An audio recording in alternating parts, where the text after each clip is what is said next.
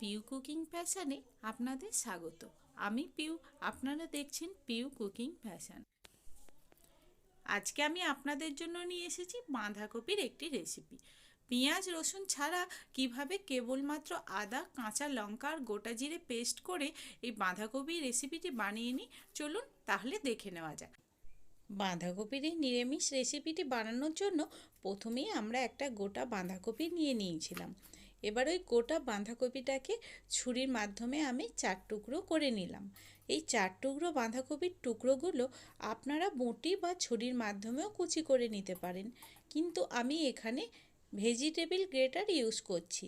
যদি আপনাদের বাড়িতে খুব তাড়া থাকে, খুব চটজলদি এই রেসিপিটা বানিয়ে নিতে হয়, তাহলে অবশ্যই ভেজিটেবিল গ্রেটার ইউজ করবেন। এটির মাধ্যমে খুব সহজে, খুব মিহিভাবেই বাঁধাকপিটা আপনারা কুচি করে নিতে পারবেন। ঠিক এইভাবে বাঁধাকপিটাকে ধরে এইভাবে কুচি করে নেবেন। দেখতেই পাচ্ছেন বাঁধাকপিটা কত মিহিভাবে, কত তাড়াতাড়ি কুচি হয়ে যাচ্ছে।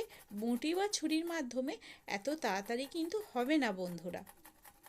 এখন প্রায় প্রত্যেকের বাড়িতেই ভেজিটেবিল গ্রেটার থাকে। তবু যদি কারো কারো বাড়িতে না থাকে, তাহলে আপনারা এই ভেজিটেবিল গ্রেটারটা যে কোনো শপিং মল, স্টিলের বাসনের দোকান বা ফ্লিপকার্ট, অ্যামাজনে খুব কম প্রাইসের মাধ্যমেই কিনে নিতে পারেন। খুব ইজিলি এটা আপনারা পেয়ে যাবেন। তাহলে দেখতে পাচ্ছেন কত সুন্দরভাবে বাঁধাকপিটা কুচি হয়ে গেল, কত কম টাইমে একদম মিহিভাবে কুচি হয়ে গেল। দেখুন, আমি আপনাদের দেখিয়ে দিচ্ছি। বাঁধাকপি যত মিহিভাবে কুচি করা যাবে, তত তাড়াতাড়ি সেদ্ধ হবে এবং রান্নাটাও তাড়াতাড়ি কমপ্লিট হয়ে যাবে। এখন আমাদের পুরো বাঁধাকপিটা কুচি করে নেওয়া হয়ে গেছে। এবার বাঁধাকপিটা ধুয়ে নেওয়ার জন্য আমি কিছুটা জল দিয়ে দিচ্ছি গামলার মধ্যে। বাঁধাকপিটা আমি ভালো করে ধুয়ে জল ঝরিয়ে নেব।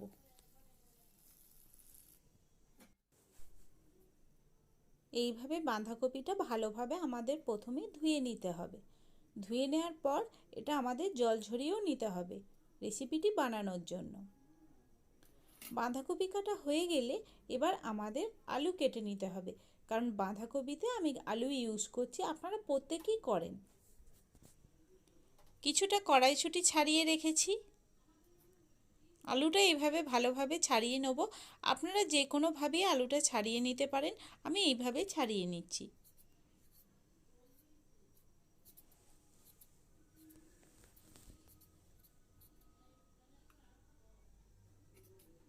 আলু ছাড়ানো হয়ে গেলে আলুটাকে আমি ডুমো ডুমো করে কেটে নেব। প্রথমে আলুটাকে 2 টুকরো করে নেবেন, তারপর হাফটাকে মাঝখান থেকে আরও একটা টুকরো করে সেই টুকরোটাকে এইভাবে এই রকম সাইজ করে কেটে নেবেন।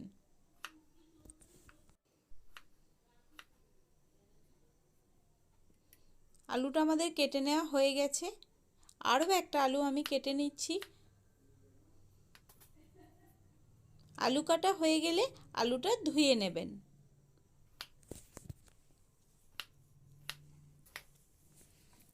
আলু কাটা আমাদের হয়ে গেছে। এবার মশলার জন্য আমি কিছুটা পরিমাণে আদা, কাঁচা লঙ্কা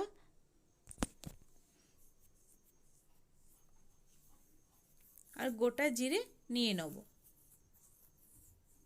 আপনারা যেরকম ঝাল খান সেই অনুযায়ী লঙ্কা এখানে ইউজ করবেন। গ্যাসের মধ্যে কড়াই বসিয়ে দিয়েছি। কড়াই গরম হয়ে গেলে সর্ষের তেল দিয়ে দিলাম। আমি এখানে 4 টেবিল চামচ সর্ষের তেল ইউজ করছি।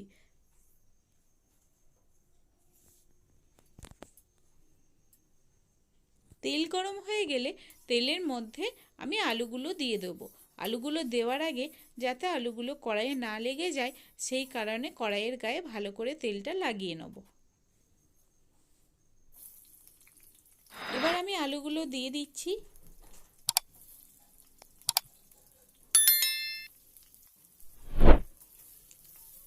আলুগুলো ভালো করে লাল লাল করে ভেজে নেব।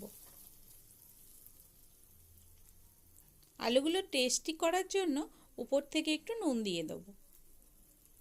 নুন দিয়ে আরও একটু নেড়েচেড়ে নিয়ে ঢাকা দিয়ে রেখে দেবো ভেজে নেওয়ার জন্য।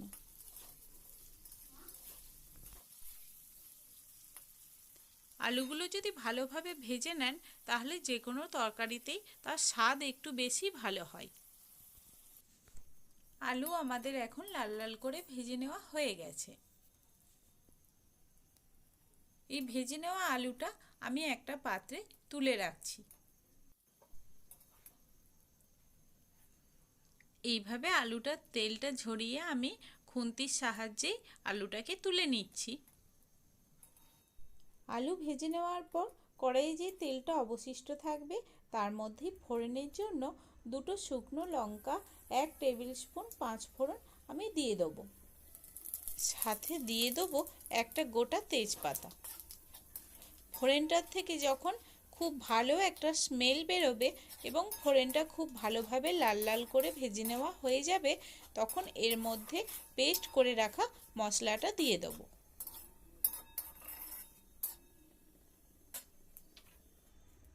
ফোড়নটা এখন আমাদের পুরো রেডি হয়ে গেছে। এবার এর মধ্যে কাঁচা লঙ্কা, আদা, জিরে যে পেস্টটা আমি করে রেখেছিলাম সেটা দিয়ে দিলাম।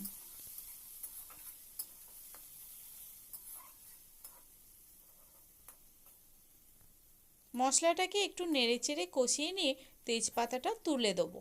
তেজপাতাটা আমি একটা সাইডে রেখে দেবো গার্নিশিংয়ের জন্য। কাঁচা লঙ্কা দেওয়ার জন্য মশলার কালারটা একটু সবুজ সবুজ খুব সুন্দর লাগছে, আপনারা দেখতেই পাচ্ছেন। মশলাটা সামান্য একটু কষানো হয়ে গেলে একে একে এর ওপর কিছুটা কাশ্মীরি লঙ্কার গুঁড়ো,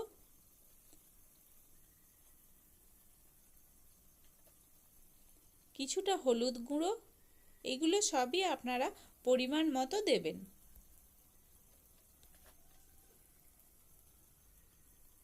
আর অল্প একটু স্বাদ অনুযায়ী নুন দিয়ে দিলাম। নুন অল্প করেই দেবেন, কারণ এর পরেও আমি আবার লবণ ইউজ করব বাঁধাকপিটা দেওয়ার পর। মশলাটা একদম খুব ভালোভাবে কষিয়ে নেবেন, যতক্ষণ না এর থেকে ভালোভাবে তেল ছেড়ে দিচ্ছে ততক্ষণ পর্যন্ত। মশলা ভালোভাবে কষানো হয়ে গেলে উপর থেকে কড়াইশুঁটিগুলো দিয়ে দিলাম। কড়াইশুঁটিটা দেওয়ার পর মশলাটা আরও একটু কষিয়ে নেব।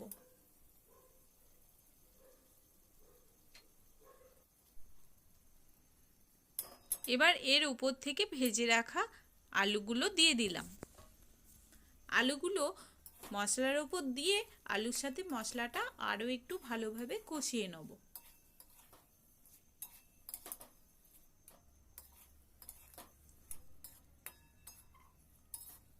মশলার আলু বেশ কিছুক্ষণ টাইম ধরে কষিয়ে নিচ্ছি।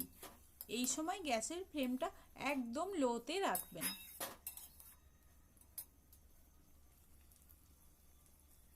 কষানো আমাদের পুরোপুরি কমপ্লিট হয়ে গেছে। এবার এর ওপর থেকে জল ঝরিয়ে রাখা বাঁধাকপিটা আমি দিয়ে দিচ্ছি।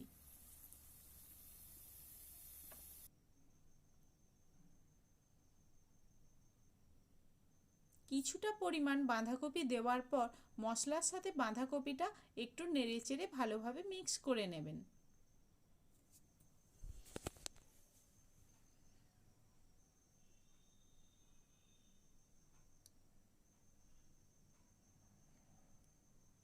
এইভাবে একটু আস্তে আস্তে করে ভালোভাবে মিক্স করে নেবেন, যাতে তলায় মশলাটা লেগে না যায়। মিক্স করা হয়ে গেলে বাকি বাঁধাকপিটাও আমি এর মধ্যে দিয়ে দেবো।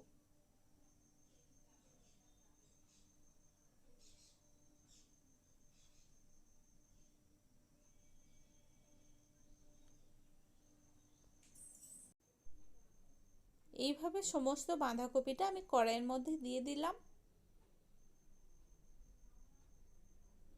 এই সময় গ্যাসের ফ্লেমটা মিডিয়ামে করে দেবেন।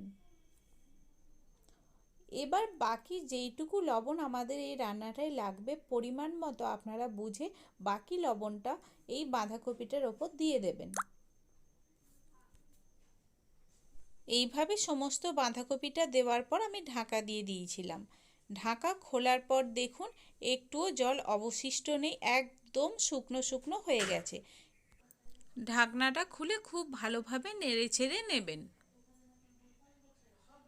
নিচে এখনও একটু জল জমে আছে, ভালোভাবে কষাতে কষাতেই পুরো রান্নাটা কমপ্লিট হয়ে যাবে। এখানে আমি একটু জল ইউজ করিনি। আলু এখন আমাদের পুরোপুরি সেদ্ধ হয়ে গেছে, খুব ভালোভাবেই সেদ্ধ হয়ে গেছে। মটরশুঁটিও সেদ্ধ হয়ে গেছে। এইভাবে নেড়েচেড়ে কষিয়ে খুব ভালোভাবে আমাদের এই রেসিপিটা করতে হবে। এখন গ্যাসের ফ্লেমটা একদম লোতে রাখবেন, একদম বাড়াবেন না বা মিডিয়াম করবেন না।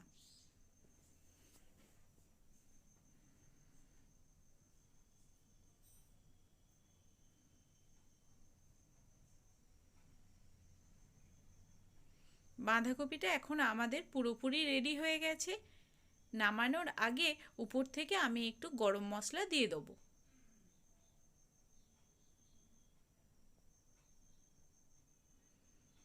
গরম মশলা দেওয়ার পর আমি এখানে 1 টেবিল স্পুন ঘি ইউজ করছি। আপনারা চাইলে ঘিটা স্কিপও করে দিতে পারেন, কিন্তু যেহেতু নিরামিষ রেসিপি, গরম মশলার ঘি দিয়ে নামালে টেস্ট আর গন্ধ দুটোই হয় অসাধারণ। ঘি গরম মশলা দেওয়ার পর বেশিক্ষণ নাড়াচাড়া করবেন না, অল্প একটু নাড়াচাড়া করেই নামিয়ে নিতে হবে।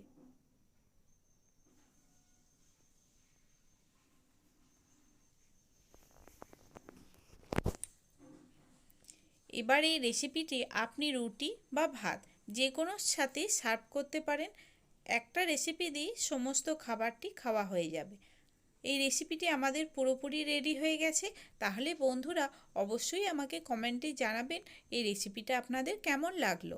যদি ভালো লাগে আরও ভালো ভালো রেসিপি পাওয়ার জন্য আমার চ্যানেলটিকে সাবস্ক্রাইব করে দেবেন আর অবশ্যই একটা লাইক করে দেবেন। ধন্যবাদ।